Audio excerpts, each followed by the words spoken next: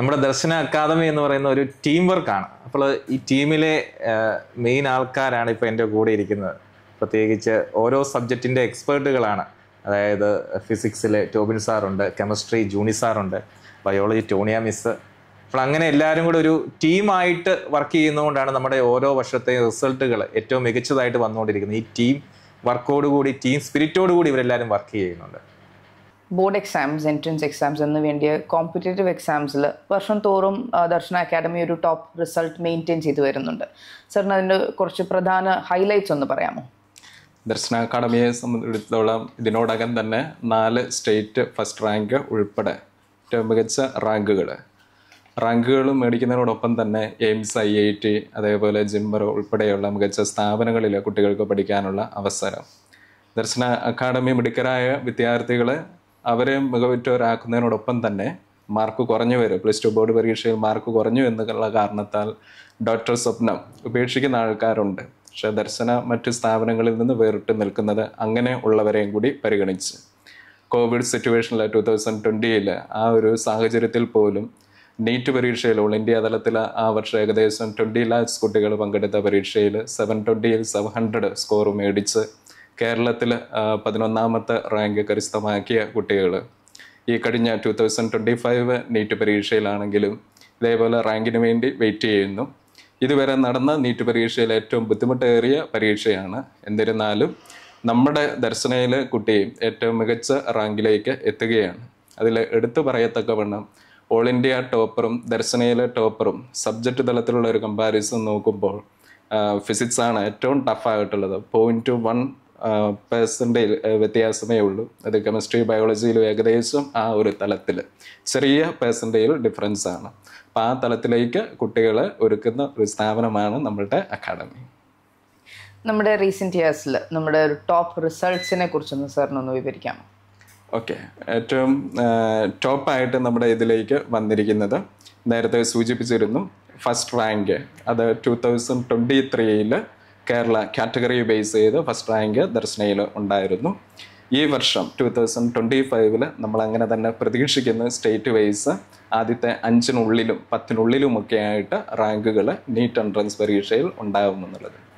നമ്മളൊരു കോൺസ്റ്റൻ്റ് ആയിട്ടുള്ള success rate, അതിന് നമ്മുടെ അക്കാഡമി എന്ത് സ്ട്രാറ്റജിയാണ്, ഒരു അക്കാഡമിക് സ്ട്രാറ്റജി എന്ന രീതിയിൽ നമ്മൾ എന്തെങ്കിലും ഒരു വിഷയം നമ്മൾ അഡോപ്റ്റ് ചെയ്യുന്നുണ്ടോ? അതെന്താണ്? ദർശന അക്കാഡമിയെ സംബന്ധിച്ച് വ്യത്യസ്ത കോഴ്സുകൾ ഉണ്ട്. അത് ട്യൂഷൻ മുതൽ ആരംഭിക്കുന്ന കോഴ്സുകളാണ്. 10ാം ക്ലാസ് കഴിഞ്ഞുള്ള കുട്ടികൾക്ക് +1 +2 ലോങ് ടൈം കോഴ്സായിട്ട് അല്ലെങ്കിൽ ഇൻ്റഗ്രേറ്റഡ് കോഴ്സായിട്ട് പഠിക്കുക. അപ്പോൾ അവിടെ ആദ്യം അക്കാഡമി ഈ കുട്ടികളെ കണ്ടറിഞ്ഞൊരു ബ്രിഡ്ജിങ് കൊടുത്താണ് അവരെ +1ലേക്ക് കൊണ്ടുവരുന്നത്. ലോങ് ടൈം ആയാലും ഇൻ്റഗ്രേറ്റഡ് ആയാലും ആ ബ്രിഡ്ജിൽ ഈ ആദ്യം തന്നെ കിട്ടുന്ന കുട്ടികൾക്ക് കിട്ടുന്ന അവെയർനെസ് എന്ന് പറയുന്നത് 8, 9, 10ൻ്റെ ഒരു കണ്ടിന്യൂവേഷൻ തന്നെയാണ് +1 +2ലേക്ക് വരുന്നത്. ദെൻ +2 കഴിഞ്ഞതിന് ശേഷം അത് അക്കാഡമി പഠിച്ച കുട്ടികളും അതല്ലാതെ കോച്ചിങ്ങിനൊന്നും പോവാത്ത കുട്ടികളും ഒക്കെ പങ്കെടുക്കുന്ന ഒരു വർഷത്തെ കോഴ്സാണ് റിപ്പീറ്റേഴ്സ് കോഴ്സ്. അപ്പോൾ റിപ്പീറ്റേഴ്സ് കോഴ്സിൽ ക്ലാസ്സുകളൊക്കെ ആരംഭിക്കുന്നത് അത് ഏത് കോഴ്സ് അക്കാഡമിയിൽ ആണ് എന്നുണ്ടെങ്കിലും പ്രത്യേകിച്ച് ഓഫ്ലൈനാണ് കൂടുതൽ പ്രാധാന്യം അക്കാഡമി കൊടുക്കുക. ഓൺലൈൻ ക്ലാസ്സുകളും ഉണ്ട്, പക്ഷെ അതിൽ ചില പോരായ്മകൾ അത് പേരൻസ് അത് ഉൾക്കൊള്ളുന്നു. മജോറിറ്റിയും കുട്ടികൾ അക്കാഡമിയിൽ പഠിക്കുന്ന ഓഫ്ലൈൻ ക്ലാസ്സുകൾ. ദർശനയിലെ ക്ലാസ്സുകൾ ആരംഭിക്കുക പ്രാർത്ഥനയോടുകൂടിയാണ്. ആദ്യം CMI വൈദികരാൽ നടത്തപ്പെടുന്ന സ്ഥാപനമാണ്. സ്റ്റാഫ് പ്രെയർ, അതിനുശേഷം കോമൺ ആയിട്ടുള്ള സ്റ്റുഡൻസ് പ്രെയർ, ദെൻ ക്ലാസ്സിൻ്റെ സ്ട്രക്ചർ ഒരു പഠിപ്പിക്കുക മാത്രമല്ല, ഓരോ സെക്ഷൻ ക്ലാസ് കഴിഞ്ഞതിന് ശേഷം ദെൻ അവർക്ക് കുട്ടികൾക്ക് പഠിക്കാനുള്ളൊരു സമയം കൊടുക്കുന്നു. അതിനുശേഷം ഡൗട്ട് ക്ലിയറൻസ്, അത്രയും കഴിഞ്ഞതിന് ശേഷമേ അടുത്ത ക്ലാസ് ആ ദിവസം. അങ്ങനെയുള്ള അറേഞ്ച്മെൻറ്റുകളാണ് നടത്തുക. ഇപ്പോൾ ടോബിൻ സാറ് പറഞ്ഞു ഡൗട്ട് ക്ലിയറൻസിൻ്റെ കാര്യം. ക്ലാസ്സിൽ എല്ലാ ക്ലാസ്സും കഴിഞ്ഞ്, അത് ദർശന അക്കാദമിയുടെ മാത്രം പ്രത്യേകതയാണ്, 1.5 മണിക്കൂറിൻ്റെ ക്ലാസ്സിന് ശേഷം അവർക്ക് അരമണിക്കൂർ അല്ലെങ്കിൽ 45 മിനിറ്റ് അല്ലേ 45 മിനിറ്റ് പഠിക്കാൻ വേണ്ടി അവരെ പഠിപ്പിച്ച കാര്യങ്ങൾ ഇരുന്ന് പഠിക്കാനും അതോടൊപ്പം തന്നെ ആ ക്ലാസ് എടുത്ത ടീച്ചർ ക്ലാസ്സിൽ കാണും. അതിൽ എന്തെങ്കിലും ഡൗട്ട് ഉണ്ടെങ്കിൽ അത് ക്ലിയർ ചെയ്യാൻ വേണ്ടിയിട്ട്. അപ്പോൾ ഓരോ ദിവസം പഠിപ്പിക്കുന്നത് ക്ലാസ്സിൽ തന്നെ അവർക്ക് പഠിച്ചു തീർക്കാൻ പറ്റും. ഇനി ഇതിന് ശേഷം ഡൗട്ട് ക്ലിയറൻസ് ഉണ്ട്. ഇവർക്ക് ഇൻഡിവിജ്വലായിട്ട്, അതായത് ഓരോ കുട്ടികൾക്കും ഇൻഡിവിജ്വലായിട്ട് ടീച്ചേഴ്സിൻ്റെ അടുത്ത് പോകാം. നമ്മുടെ ദർശന അക്കാദമിയുടെ പ്രത്യേകത എന്ന് പറഞ്ഞാൽ ആ ടീച്ചേഴ്സ് എല്ലാം അവൈലബിൾ ആണ്. ക്ലാസ് എടുത്തിട്ട് അവർ ഒരിക്കലും മറ്റ് സ്ഥലങ്ങളിലേക്ക് പോവുകയല്ല, അക്കാദമി തന്നെയുണ്ട്. അപ്പോൾ അവർക്ക് വൈകുന്നേരം ക്ലാസ്സിന് ശേഷം അതുപോലെ ബ്രേക്ക് ടൈമിൽ ഈ ടീച്ചേഴ്സിനെ കണ്ട് പേഴ്സണലായിട്ട് ചോദിക്കാം. പേഴ്സണൽ ഡൗട്ട് ക്ലിയറൻസ് കൗണ്ടേഴ്സ് ഉണ്ട്. അത് കൂടാതെ എപ്പോൾ വേണമെങ്കിലും സ്റ്റാഫ് റൂമിൽ ചെന്ന് കുട്ടികൾക്ക് ഏത് ഡൗട്ടും ചോദിക്കാനുള്ളൊരു പോസിബിലിറ്റി നമ്മുടെ ദർശന അക്കാദമിയിലുണ്ട്. അപ്പോൾ അത് കുട്ടികൾക്ക് ഒരുപാട് ഹെൽപ്പ് ചെയ്യുന്നുണ്ട്. കാരണം നമുക്ക് അതുകൊണ്ട് കുട്ടികളെ കൂടുതലായിട്ട് കെയർ ചെയ്യാനായിട്ട് അല്ലെങ്കിൽ പഠനത്തിൻ്റെതായിട്ട് അവരെ സപ്പോർട്ട് ചെയ്യാനായിട്ട് നമുക്ക് പറ്റുന്നുണ്ട്. സർ, നമ്മൾ സ്റ്റുഡൻസിൻ്റെ പ്രിപ്പറേഷൻ, അതുപോലെ തന്നെ ഡിസിപ്ലിൻ, കൺസിസ്റ്റൻസി എന്ന് നമുക്ക് എല്ലാവർക്കും അറിയാം. ഇതെല്ലാം ഒരു എൻട്രൻസ് കോച്ചിങ് സ്റ്റുഡൻറ്റിന് വളരെ ഇമ്പോർട്ടൻ്റ് ആയിട്ടുള്ള ഫാക്ടേഴ്സാണ്. അതെങ്ങനെയാണ് നമ്മുടെ അക്കാഡമി ഉറപ്പുവരുത്തുന്നത്? തീർച്ചയായിട്ടും. അപ്പം ഞങ്ങളിതിൽ ഉറപ്പുവരുത്താൻ വേണ്ടി പല മെത്തേഡ്സുകൾ അഡോപ്റ്റ് ചെയ്യുന്നുണ്ട്. അതിൽ ഏറ്റവും പ്രധാനപ്പെട്ട ഒരു കാര്യം എന്താണെന്ന് വെച്ച് കഴിഞ്ഞാൽ, ഞങ്ങളുടെ ഇടവരുന്ന കുട്ടികളെ സംബന്ധിച്ചിടത്തോളം പല കാറ്റഗറിയിലുള്ള കുട്ടികളുണ്ട്, മാർക്കിൻ്റെ ബേസിലാണെങ്കിലും അല്ലെങ്കിലും എല്ലാം. പക്ഷേ ഒരു ക്ലാസ് റൂമിലേക്ക് വരുമ്പോൾ തീർച്ചയായിട്ടും ഞങ്ങൾ ഇതിനെ മറികടക്കാൻ വേണ്ടി അവർക്ക് പ്രത്യേകിച്ച് ഇൻഡിവിജ്വലി ഒരു കെയർ കൊടുത്ത് പേഴ്സണലൈസ് ചെയ്താണ് ഞങ്ങളുടെ ക്ലാസ്സുകൾ പോകുന്നത്. എക്സ്പെഷ്യലി നമ്മുടെ കുട്ടികൾ ക്ലാസ്സുകളിൽ വരുമ്പോഴത്തേക്കും 2 രീതിയിലുള്ള കുട്ടികളാണ് പൊതുവെ ഞങ്ങൾ കാണുന്നത്. തിയററ്റിക്കലി ഉള്ള അല്ലെങ്കിൽ ആ ഒരു ബേസ് കൂടുതലുള്ള കുട്ടികളുണ്ട്, അതുപോലെ തന്നെ ന്യൂമറിക്കലി സ്ട്രോങ് ആയിട്ടുള്ള കുട്ടികളുണ്ട്. അപ്പോൾ ഈ 2 രീതിയിലുള്ള കുട്ടികളാണെങ്കിലും ക്ലാസ്സുകൾ കൈകാര്യം ചെയ്യുമ്പോൾ ആ കുട്ടികൾക്ക് ഏതിലാണോ കൂടുതൽ സ്ട്രെങ്തൻ ചെയ്യേണ്ടത് അതിനനുസരിച്ചുള്ള മെത്തേഡ് ക്ലാസ് റൂമിൽ തന്നെ ടീച്ചേഴ്സ് വളരെ കൃത്യമായിട്ട് അത് പ്ലാൻ ചെയ്ത് ഇംപ്ലിമെൻറ്റ് ചെയ്യുന്നുണ്ട്. ആ രീതിയിലാണ് ഞങ്ങളുടെ ക്ലാസ്സുകൾ പോകുന്നത്. അതുകൊണ്ട് തന്നെ ക്ലാസ് കഴിയുമ്പോൾ തന്നെ കുട്ടികൾക്ക് എവിടെ വീക്കാണോ അതിൽ കൂടുതൽ സ്ട്രോങ് ആയി മുൻപോട്ട് പ്രിപ്പറേഷൻസ് നന്നായിട്ട് കൊണ്ടുപോകാൻ സാധിക്കുന്നുണ്ട്. നമ്മുടെ അക്കാഡമിക് സ്ട്രക്ചറിനെ കുറിച്ച് സാറിനൊന്ന് വിവരിക്കാമോ? നമുക്ക് നമ്മുടെ കരിക്കുലം ഉണ്ട്, ക്ലാസ് ഷെഡ്യൂൾസ് ഉണ്ട്, ടെസ്റ്റുകളുണ്ട്. ഇതിൻ്റെ ഒരു ഡിസ്ക്രിപ്ഷൻ ഒന്ന് തരാൻ പറ്റുമോ? എക്സ്പെഷ്യലി ഇതിൽ നമുക്ക് എടുത്തു പറയേണ്ട ഒരു കാര്യം നമ്മുടെ മെറ്റീരിയലിൻ്റെ ഒരു പ്രത്യേകതയാണ്. സാധാരണ രീതിയിൽ ഒരു ക്ലാസ് റൂമിലേക്ക് വരുമ്പോഴത്തേക്കും നമ്മൾ ഡയറക്റ്റായിട്ട് നമ്മൾ ഏറ്റവും ഹയർ ലെവൽ ക്വസ്റ്റ്യൻസിലേക്ക് പോകുന്ന ഒരു പാറ്റേൺ ഞങ്ങൾക്കില്ല. നേരെ മറിച്ച് നമുക്ക് പല ലെവലുകളായിട്ടാണ് നമ്മുടെ മെറ്റീരിയലിൽ ക്വസ്റ്റ്യൻസ് അറേഞ്ച് ചെയ്തിരിക്കുന്നത്. അപ്പോൾ തീർച്ചയായിട്ടും അതിലെ പല ലെവലുകളിലുള്ള ക്വസ്റ്റ്യൻസ് ചെയ്തു വരുമ്പോൾ കുട്ടികൾക്ക് ഒരു ടീച്ചറിൻ്റെ ഹെൽപ്പ് ഇല്ലാതെ തന്നെ അതിലെ ഹയർ ലെവൽ ക്വസ്റ്റ്യൻസിലേക്ക് പോകാൻ സാധിക്കുന്നു. അത് ഞങ്ങൾ കൃത്യമായിട്ട് ഞങ്ങളുടെ ക്ലാസ്സുകളിൽ അത് ഉറപ്പുവരുത്തുകയും ചെയ്യും. എല്ലാ ക്വസ്റ്റ്യൻസും കുട്ടികൾ പറഞ്ഞു കൊടുത്ത് ചെയ്യുന്നതിനേക്കാളും കൂടുതൽ കുട്ടികളെ കൊണ്ട് തന്നെ സ്വയം ആ ക്വസ്റ്റ്യൻസ് ചെയ്യുന്ന ഒരു എബിലിറ്റി ഡെവലപ്പ് ചെയ്ത് കൊണ്ടുവരിക എന്നുള്ളതാണ് ഞങ്ങളുടെ ക്ലാസ് റൂമിൻ്റെ ഏറ്റവും പ്രധാനപ്പെട്ട ഒരു ഹൈലൈറ്റ് എന്ന് തന്നെ പറയാൻ സാധിക്കുന്നത്. സർ, നമ്മുടെ മോക്ക് ടെസ്റ്റ്, മോഡൽ എക്സാംസ്, അതായത് നമ്മൾ ഈ കോമ്പറ്റേറ്റീവ് എക്സാംസിൻ്റെ നമ്മുടെ ഇവിടുത്തെ കൊടുക്കുന്ന ട്രെയിനിങ്, ഇതിൻ്റെ ഒരു ഡിസ്ക്രിപ്ഷൻ എങ്ങനെയാണ് വരുന്നത്? നമ്മുടെ ഒരു കരിക്കുലം അസസ്മെൻറ്റ് എങ്ങനെയാണ്? ഞാൻ നേരത്തെ ആ ഒരു പറഞ്ഞതിനോടുകൂടെ തന്നെ ഒരു ആഡ് ചെയ്തുകൊണ്ടാണ് ആ ഒരു കാര്യം വരുന്നത്. കാരണം കരിക്കുലമായിട്ട് ബന്ധപ്പെട്ട് തന്നെയാണ് നമ്മുടെ ഒരു അസസ്മെൻറ്റ് എന്നുള്ളത് തന്നെ. അപ്പം ഓരോ വീക്കിലും പഠിപ്പിച്ച കാര്യങ്ങൾ കുട്ടികൾ ക്ലാസ്സിൽ നിന്ന് തന്നെ പഠിക്കുന്നു, ഹോസ്റ്റലിൽ നിന്ന് അല്ലെങ്കിൽ വീടുകളിൽ നിന്ന് അത് വർക്കൗട്ട് ചെയ്യുന്നു. അതിനുശേഷം കുട്ടികൾക്ക് തന്നെ ഒരു സ്വയം ഇവാലുവേഷൻ, അതിനൊപ്പം തന്നെ ടീച്ചേഴ്സിനും ഒരു അനാലിസിസ്. അതിലൂടെ നമുക്ക് വീക്കിലി മോഡലുകൾ നമ്മൾ നടത്തപ്പെടുന്നതാണ്. അല്ല, അതുപോലെ തന്നെ ആ വീക്കിലി മോഡലുകൾ ഒരു 2-3 ആഴ്ച അല്ലെങ്കിൽ 4 ആഴ്ച കഴിയുമ്പോൾ മന്ത്ലി മോഡലുകളായിട്ട് ഞങ്ങളതിനെ കൺവേർട്ട് ചെയ്യുന്നു. അപ്പോൾ തീർച്ചയായിട്ടും ആ ഒരു മാസം പഠിച്ച കാര്യങ്ങൾ ആ ഒരു മന്ത്ലി മോഡലിലൂടെ കുട്ടികൾക്ക് മനസ്സിലാക്കാനും അതുപോലെ തന്നെ ഒരു സെൽഫ് ഇവാലുവേഷനും പോസിബിളായിട്ട് വരുന്നു. ഈ ഒരു പ്രോസസ്സ് ഞങ്ങൾ അവിടെ കൊണ്ടും തീരുന്നില്ല, ഞങ്ങളത് കണ്ടിന്യൂ ചെയ്യുകയാണ് ചെയ്യുന്നത്. അത് ഒരു ടേം വൈസ് മോഡലിലേക്ക് നമ്മളത് കൺവേർട്ട് ചെയ്യുന്നു. അങ്ങനെ ഒരു 4 ടേം വൈസ് മോഡൽ വരുമ്പോഴത്തേക്കും നമുക്ക് ഈ ടോപ്പിക്കുകളെല്ലാം തന്നെ എല്ലാ ചാപ്റ്ററുകളും നമുക്ക് +1-ലും +2-ലും ഉള്ളത് നമുക്ക് കുട്ടികൾക്ക് അത് കംപ്ലീറ്റ് ചെയ്ത് ഈ ചെറിയ എക്സാമിലൂടെ തന്നെ കൺവേർട്ട് ചെയ്തെടുക്കാൻ സാധിക്കുന്നു. അതിനുശേഷമാണ് ഞങ്ങളുടെ അടുത്ത സ്റ്റേജ് ആരംഭിക്കുന്നത്. ഞങ്ങളുടെ phase 2 എന്ന് തന്നെ നമുക്കത് പറയാം. നമുക്ക് ടെസ്റ്റ് സീരീസുകളാണ് വരുന്നത്. ഞങ്ങളത് അറിയപ്പെടുന്നത് DTS എന്നാണ്, ദർശന ടെസ്റ്റ് സീരീസ്. അത് ഞങ്ങളുടെ സെക്കൻഡ് ഫേസിൽ വരികയാണ്. അവിടെ നമ്മുടെ ഈ ചാപ്റ്ററുകളെല്ലാം +1-ലും +2-ലും വരുന്ന ചാപ്റ്ററുകൾ ഞങ്ങൾ ചെറിയ മൊഡ്യൂളുകളായിട്ട് ആദ്യം ഞങ്ങളതിനെ ഡിവൈഡ് ചെയ്തതിന് ശേഷം കുട്ടികൾ കൊടുക്കുന്നു. അതിൽ തന്നെ രണ്ടാമത്തെ സ്റ്റേജിൽ ഇത് കളക്ട് ചെയ്തുകൊണ്ട് അടുത്ത ഫേസ് ഞങ്ങൾ സ്റ്റാർട്ട് ചെയ്യുകയാണ് ചെയ്യുന്നത്. അതിനുശേഷം തന്നെ നമുക്ക് NCERT ബേസ്ഡ് ആയിട്ടുള്ള ക്വസ്റ്റ്യൻസ് പ്രൊവൈഡ് ചെയ്യുന്നു. നമുക്ക് ഓരോ ചാപ്റ്ററുകളിലുമുള്ള സ്റ്റേറ്റ്മെൻറ്റ്സ് സ്ട്രെങ്തൻ ചെയ്യാൻ വേണ്ടി സ്റ്റേറ്റ്മെൻറ്റ് സ്ട്രെങ്തനിങ് ടെസ്റ്റ്, അങ്ങനെ വ്യത്യസ്ത രീതിയിലുള്ള ക്വസ്റ്റ്യൻസും എക്സാംസും പ്രൊവൈഡ് ചെയ്യുകയാണ് ഞങ്ങളുടെ ഈ എക്സാമായിട്ട് ബന്ധപ്പെട്ട് ചെയ്യുന്നത്. ഇപ്പം ജൂണി സാറ് പറഞ്ഞതുപോലെ എക്സാമിനെ കുറിച്ച് പറഞ്ഞു, കൃത്യമായിട്ടും പറഞ്ഞു.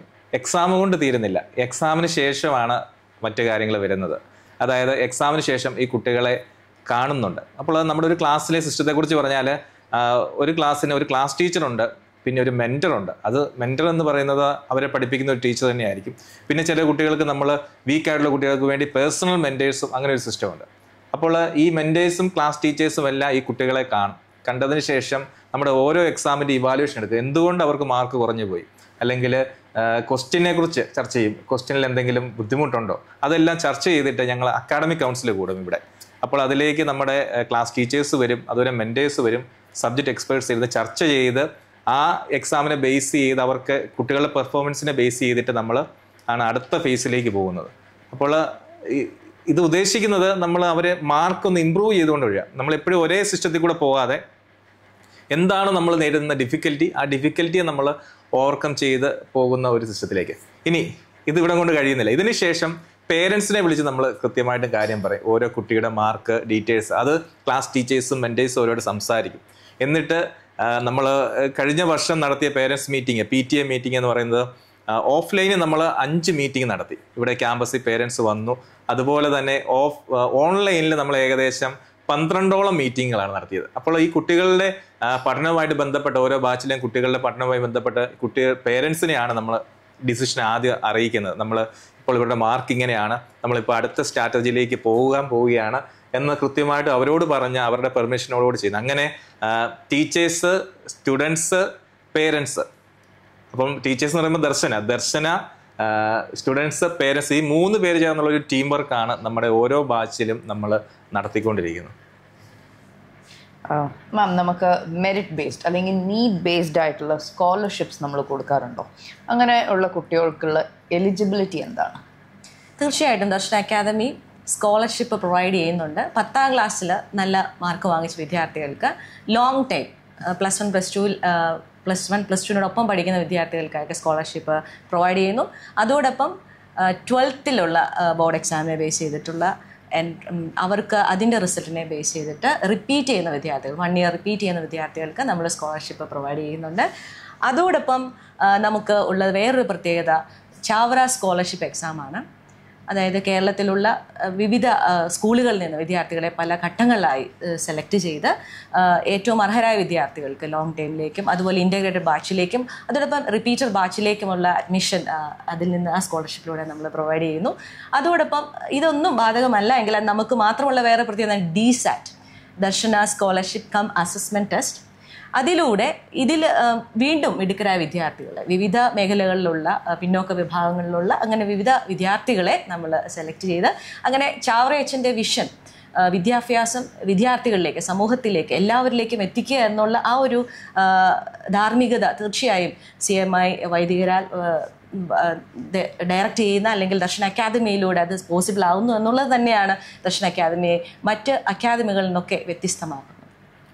നമ്മുടെ അണ്ടർ പ്രിവിലേജ്ഡ് അല്ലെങ്കിൽ റൂറൽ ബേസ്ഡ് ആയിട്ട് വരുന്ന സ്റ്റുഡൻസിന് നമുക്ക് ഫിനാൻഷ്യൽ എയ്ഡ് അല്ലെങ്കിൽ സ്കോളർഷിപ്പ് പ്രോഗ്രാംസ് അങ്ങനത്തെ ഉള്ള കുട്ടികൾക്ക് നമ്മൾ പ്രൊവൈഡ് ചെയ്യുന്നുണ്ട്. തീർച്ചയായിട്ടും അത് തന്നെയാണ് നേരത്തെ പറഞ്ഞതുപോലെ ചാവറ എച്ചിൻ്റെ ഒരു ദർശനം. അത് ദർശന അക്കാദമിയിൽ അങ്ങോളമുണ്ട്. ആ പേര് പോലെ തന്നെ വിദ്യാർത്ഥികൾ ഏത് പിന്നോക്ക അവസ്ഥയിലാണെങ്കിലും അവരെ സഹായിക്കാൻ അച്ഛന്മാരുടെ നേതൃത്വത്തിലുള്ള തീർച്ചയായിട്ടും ഈ ഒരു സ്ഥാപനം അതിന് മുന്നോട്ട് തന്നെയുണ്ട്.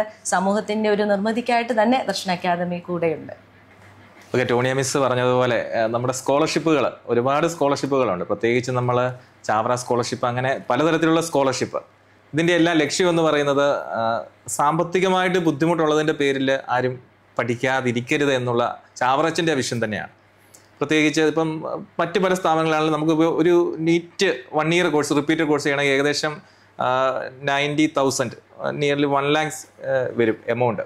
ഇപ്പം ദർശന അക്കാദമിയുടെ മറ്റൊരു പ്രത്യേകതയാണ് ഇപ്പോൾ ഫീസ് നമ്മൾ സ്കോളർഷിപ്പ് കൊടുക്കുന്നുണ്ട്, കൺസെഷൻ കൊടുക്കുന്നു. അത് കൂടാതെ നമ്മൾ ഇൻസ്റ്റാൾമെൻ്റ് ആയിട്ട് ഇപ്പോൾ നമ്മൾ ഒരിക്കലും ഫീസിൻ്റെ പേരിൽ കുട്ടികളെ ബുദ്ധിമുട്ടിക്കാറില്ല. നമ്മൾ അവരെ കൊണ്ട് സാധിക്കുന്ന രീതിയിൽ അടച്ച് അത് പഠിച്ച് നമ്മുടെ ലക്ഷ്യം എന്ന് പറയുന്നത് സമൂഹത്തിന് ഉപകാരപ്പെട്ട നല്ല ഡോക്ടർമാർ. പ്രത്യേകിച്ച് അതിൻ്റെ തെളിവാണ് നമ്മൾ കേരളത്തിൽ നോക്കിക്കഴിഞ്ഞാൽ പല ആശുപത്രികളിൽ ചെന്ന് കഴിഞ്ഞാൽ സാധാരണക്കാരായ കുടുംബങ്ങളിൽ നിന്നുള്ള ഡോക്ടേഴ്സ് ഒരുപാടുണ്ട്. അതിലെ 90% ദർശന അക്കാദമി പഠിച്ചിട്ട് പോയിട്ടുള്ള ദർശനയുടെ സ്റ്റുഡൻസ് ആണ്. അത് ഇവർക്കെല്ലാം കൃത്യമായിട്ട് അറിയാം. ഇവരൊക്കെ പഠിപ്പിച്ച പല സ്റ്റുഡൻസും അവരിടയ്ക്കിടയ്ക്ക് ദർശന അക്കാദമിയിലേക്ക് വരാറുണ്ട്, കുട്ടികളെ മോട്ടിവേറ്റ് ചെയ്യാറുണ്ട്. അപ്പോൾ ആ രീതിയിലുള്ള സ്കോളർഷിപ്പുകൾ അത് നമ്മുടെ ദർശന അക്കാദമിയുടെ തുടക്കം മുതൽ തന്നെ നമ്മൾ ചെയ്യുന്നുണ്ട്. അപ്പം പല പേരുകളിലുണ്ടെങ്കിലും സ്കോളർഷിപ്പ്, അതായത് സാമ്പത്തികമായിട്ട് ബുദ്ധിമുട്ട് അനുഭവിക്കുന്നവരെ സഹായിക്കുക, നമ്മളത് കൃത്യമായിട്ടും ചെയ്യുന്നുണ്ട്. അതുകൊണ്ടാണ് ഒരുപക്ഷെ നമ്മുടെ അഡ്വർടൈസ്മെൻറ്റിനെ കൂടുതലും നമ്മൾ കൊടുക്കുന്നത് സ്കോളർഷിപ്പായിട്ടാണ് കൊടുക്കുന്നത്. നമ്മുടെ ഒരു പത്രത്തിലൊരു പരസ്യം കൊടുക്കുന്നതിലുപരിയായിട്ട് ആ എമൗണ്ട് കൂടെ കുട്ടികൾക്ക് ഫീസിൽ അല്ലെങ്കിൽ സ്കോളർഷിപ്പായിട്ട് കൊടുത്ത് നമ്മൾ ഏറ്റവും നല്ല രീതിയിൽ അല്ലെങ്കിൽ നാളത്തെ നല്ല ഡോക്ടർമാരെ ക്രിയേറ്റ് ചെയ്യാനായിട്ട് പരിശ്രമിച്ചുകൊണ്ടിരിക്കുകയാണ്.